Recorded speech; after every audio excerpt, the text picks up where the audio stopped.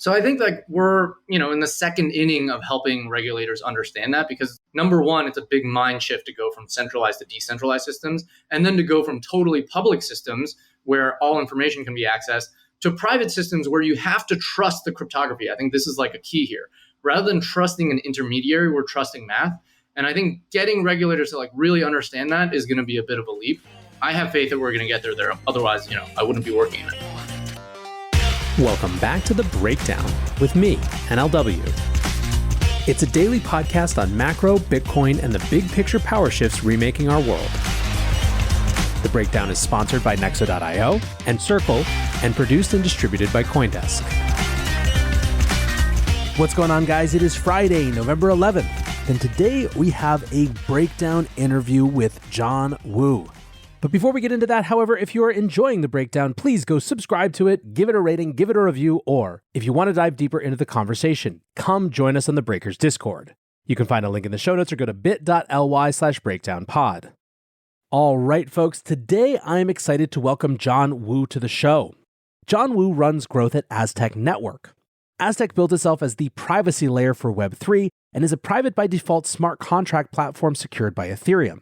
In this conversation, we discuss zero-knowledge proofs, the right to privacy, and why the regulatory discussion of privacy is just beginning. All right, Jon, welcome to The Breakdown. How are you, sir? Thanks, doing well. Thanks for having me.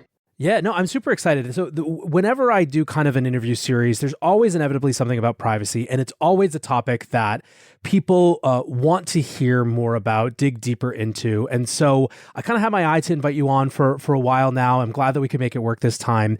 And, I really want to get into kind of, the work that you're doing, but also just kind of how it reflects your broader understanding of privacy and its application in crypto. But I think before we start, for people who aren't familiar with you and your work, can you give just kind of a little background? Yeah, so I'm Jon Wu, head of growth at Aztec. Aztec Network is a privacy-first ZK rollup on Ethereum. I've been here for about a year and had a very wide-ranging career before that. Did consulting, private equity, business school, real estate, food tech. So I've done it all, fell into crypto down the rabbit hole about 18 months ago, just writing tweets on Twitter. And that's, a huge entry point into the space. And here I am, and it's been a fun ride so far. Yeah, I would say a huge number of people more or less got their start writing tweets on Twitter. Certainly, I mean, this show came out of a thing that I did on Twitter called Long Read Sunday, which is now obviously morphed into a different form. So I always love to hear that. So I guess maybe by way of kind of extending the introduction, before you got into this space, did you know you wanted to focus on the privacy aspect of it? Or was that something that you sort of fell into as you explored it more? No, I actually fell into it because my entry point was from DeFi. And in fact, I think it's really hard to fall into crypto privacy first because the default is public blockchains. And so I came from a traditional finance background and I was first obsessed with DeFi and then saw all the trade-offs that we make from having a public blockchain. And that's how I got into it.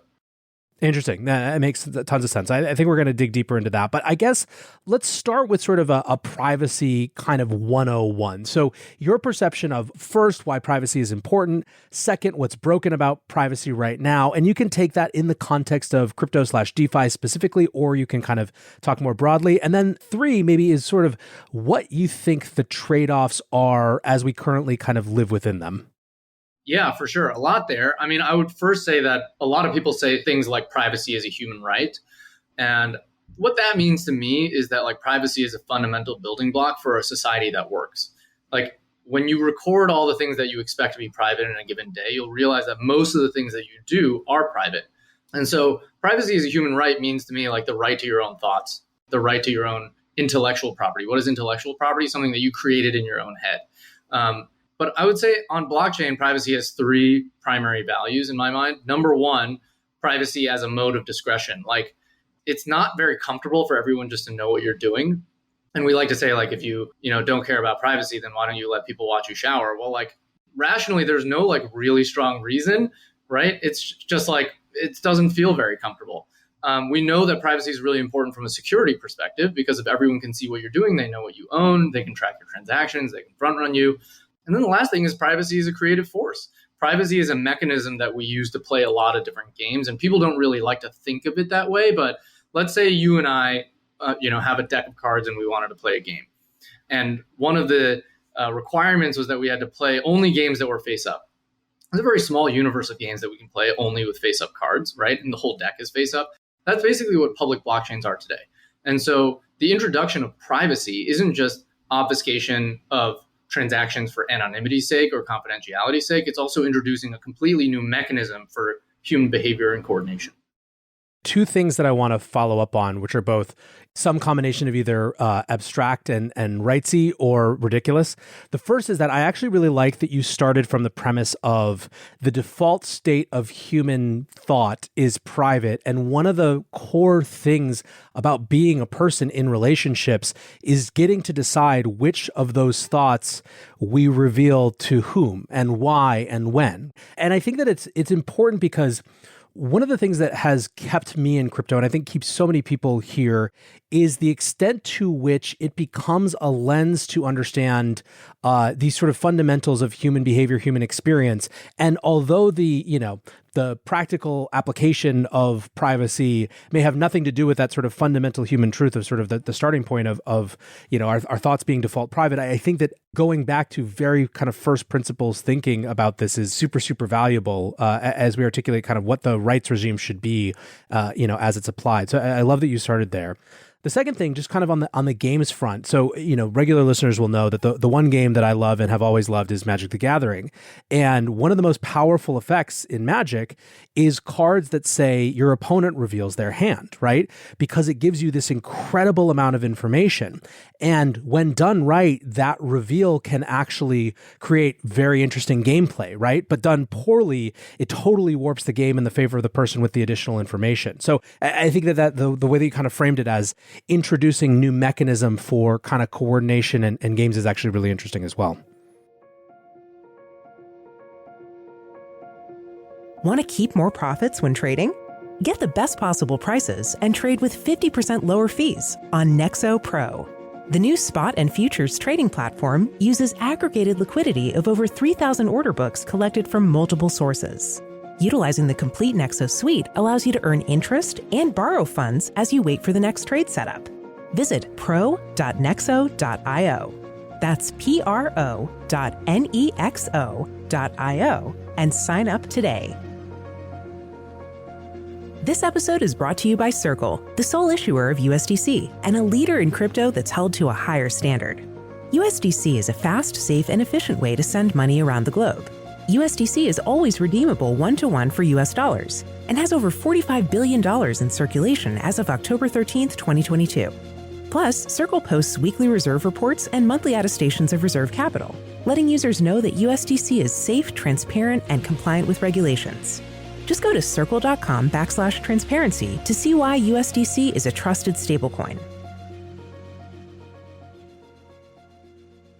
So let's talk about the state of play of privacy discussions in crypto, over the last couple of years. And maybe, where I want to land is zero knowledge and sort of the stuff that you spend a lot of your time on and how that relates to privacy. But I think it would be helpful for you to kind of give almost the sort of the TLDR historical lineage of how privacy has been kind of thought about in this industry, right? Because if you popped in 2017, privacy was, Monero and Zcash and stuff. So kind of talk us through the evolution of that over the last few years.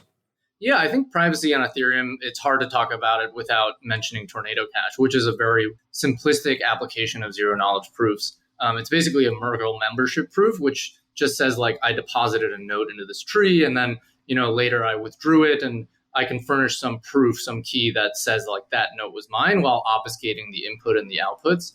And every single attempt at privacy above and beyond that since then, much of which has been pursued by Aztec, is about the generalization of privacy beyond simple obfuscation. And so if you look at what Tornado was, it was a really, really, really expensive and non-generalized, very specific single asset way to transfer ETH. And then the next evolution of that was turning things into a privacy first ZK rollup, which we did with the first version of ZK Money, which allowed you to send funds privately with multiple assets. It allowed you to do internal transfers. And immediately you can already see money, the usage of money is already becoming more generalized. And that's why Aztec's not a mixer and we don't consider ourselves a purely anonymization service because the whole goal is to generalize privacy and create it make a network that's private by default. And so the next stage after that was we released something called Aztec Connect. Aztec Connect, we like to communicate as the VPN for Ethereum. It allows you to do Ethereum layer 1 transactions using Aztec as a proxy. So much in the same way an IP replaces your IP with the VPN's IP, we replace your Etherscan address with Aztec private rollup. So if you want to do, an Element vault entry, or you want to do a curve swap, or you want to stake ETH into Lido, you can do so, and Aztec will do it on your behalf. And at the same time, because it's a ZK rollup, save you a bunch of money by batching up that action with a lot of different users. Our future state, which we're building toward in the last couple of weeks with the announce of Noir. Noir is our domain-specific language that helps application developers write zero-knowledge circuits, aims to be a fully generalizable smart contract platform, meaning it's Ethereum, but with privacy that you can toggle. So imagine if functions, variables, and smart contracts could be toggled public or private, depending on the type of games you want to play. So if you and I, for instance, wanted to make a bet about really anything, but let's say it's about the price of Ethereum, like it would be a financial derivative, we could place that bet, put the order together, publish it on the blockchain, make sure that it still settles deterministically, but nobody else knows that we've made this agreement. And so that's what we're building toward, is a universe where you can use privacy as a mechanism to build interesting new features like private exchanges, gaming with privacy components, like you alluded to with Magic the Gathering, and simple things like payments and business contracts, which in the default world, we expect to be private. So super interesting. So I want to put a pin in this, the separation between how an individual transacting with crypto or blockchain applications has more choice around privacy. I want to separate that in our discussion from new applications that can be built with different logic around privacy, because that's kind of a different way of looking at this. And I think most of our privacy discussions are on kind of the former part of that, which is just kind of how does a person experience individual transactional privacy. But before that, I guess, just for our listeners who aren't familiar with the idea of zero knowledge proofs, could you give kind of the most basic, maybe analogy, whatever it is that helps people best understand it as you're trying to kind of introduce them to this concept? Yeah, the 101 for zero knowledge proofs is it's a way to prove a secret without revealing it. And you have to kind of chew over that sentence a couple times before you understand how powerful it is. And to maybe give a couple analogies, one is for those who are college age, you're probably very familiar with getting carded at a bar, right? And what are you doing when you get carded at a bar? You're giving someone a license that says your birth date, among other revealing personal identity items on it. And what is the bouncer doing? The bouncer is taking today's year and subtracting it by the date of your birth. And if that resulting number is over 21, then you get let in. And if it's under 21, you don't get let in. What is the problem here, right? What we want to do is we want to prove to somebody that we're 21 without actually having them do the literal math. And so what a zero knowledge proof allows you to do is it allows you to do that computation essentially without that other person seeing, and prove to them with a blob of math that for sure you're 21. And so what would that look like in practice? It would potentially look like somebody scanning a QR code and being like, okay, I don't know what age you are, but this just tells me that you're over 21. Or furnishing a tokenized membership that's I'm part of the pool of all bar goers that are over 21. And you can see how that's a really powerful way to preserve privacy while also being able to furnish things like attestation and identity. And those are some of the things that we're really excited about.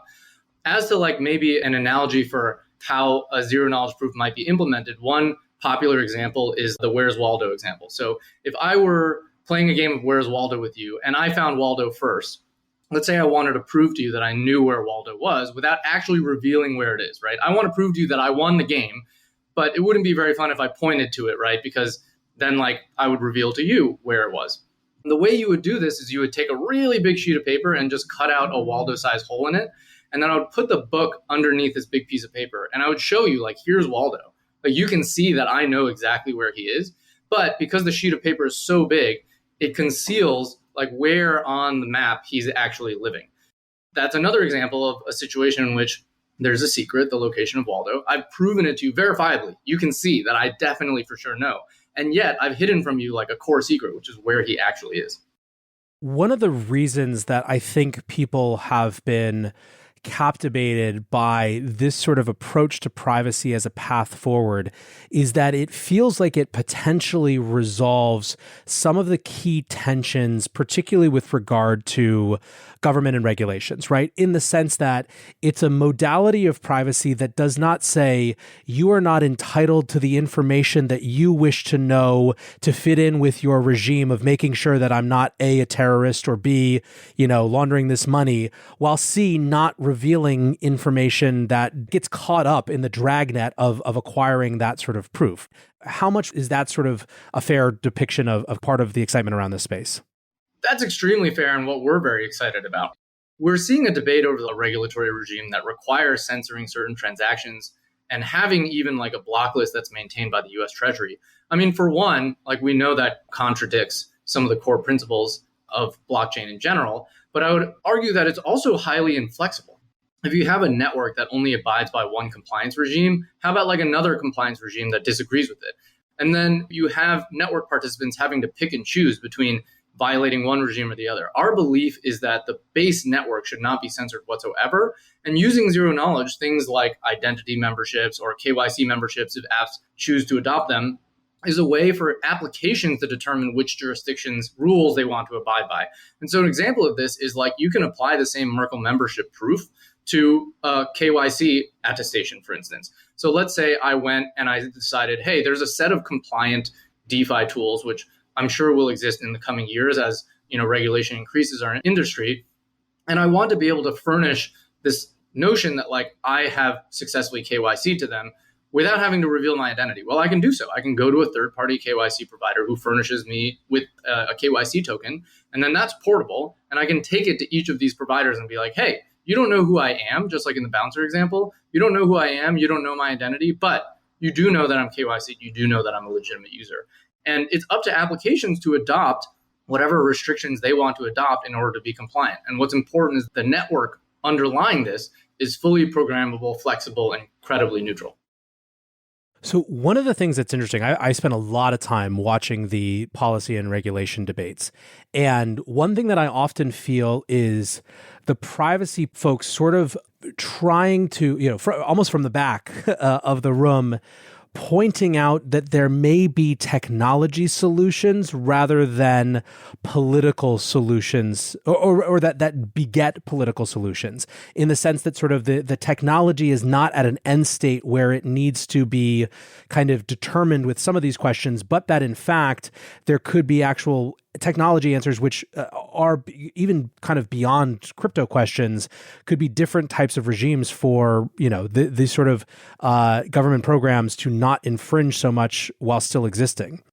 What is your sense of regulators' understanding of some of this? I mean, this is such, it's kind of a new field even for people in the crypto space. I guess maybe a different way to put it is, are there regulators who are actually kind of digging in around this? Have you seen any meaningful progress in that area? Yeah, I do think we have to give regulators a little bit of credit here, and they're not totally irrational actors, right? Like they're doing some balance of harms calculus where they're like, we could just ban all of Ethereum, right? We could ban all hosting of Ethereum nodes in the United States. Like they could have easily done that. And they decided not to. Why? Because they looked at the Ethereum balance of harms and they're like, okay, some tiny amount of the total activity here is illicit. But then they looked at Tornado and they're like, okay, there's this subset over here where like 40% of the use is illicit. And so that's why we think it's really important to have privacy at the base layer. But I'll just say that like regulators aren't that dumb. It's just that ZKs and the concept of being able to prove something without revealing it is really hard to wrap your mind around.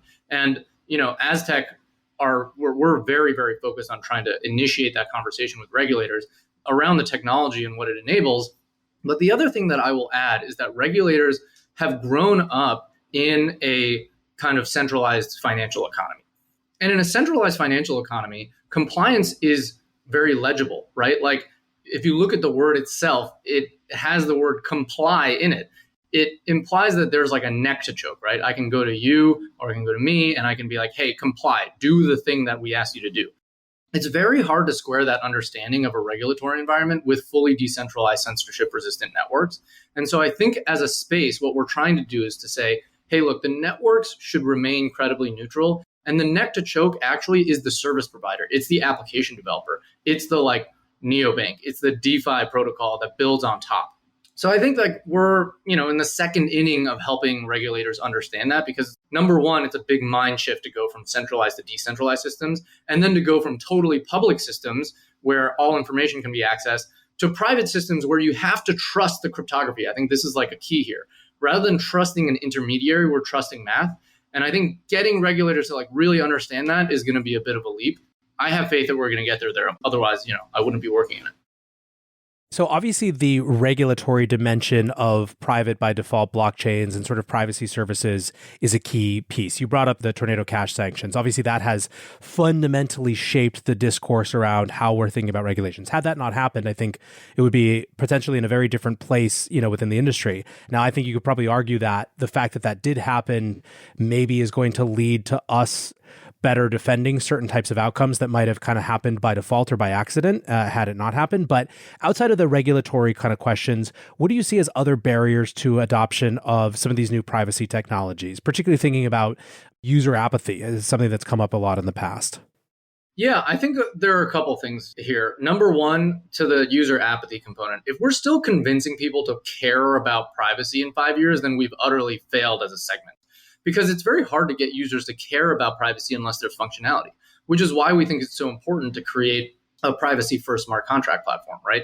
It's very different to say, hey, I'm going to go through all this UX headache in order to adopt a private network versus, actually this private network, which hopefully in a couple of years will just be a network, right? Most smart contract platforms will be privacy-first, ideally. It won't be about adopting necessarily privacy for its own right, but because there are entire services and games that are not available on public blockchains.